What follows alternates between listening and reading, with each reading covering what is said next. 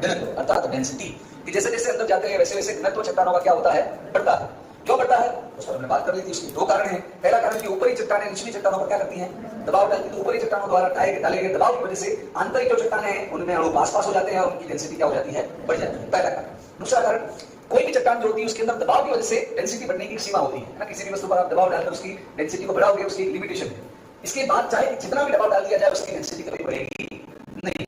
मान लीजिए जैसे कि मैंने आपको उदाहरण दिया था, किताब है, इस किताब का जो आयतन है, इसकी जो चौड़ाई है वो मान लीजिए 1 सेंटीमीटर है। मैं कहता हूं कि आप इसका आयतन या इसकी चौड़ाई आधा सेंटीमीटर कर लीजिए, तो आप क्या करेंगे, इसके ऊपर दबाव डालेंगे, ऊपर बहुत सारा वजन रख दिया, इसकी डेंसिटी कितनी होगी, बढ़ जाएगी, और इसका आयतन मान लीजिए आधा सेंटीमीटर हो गया। कितना हो गया?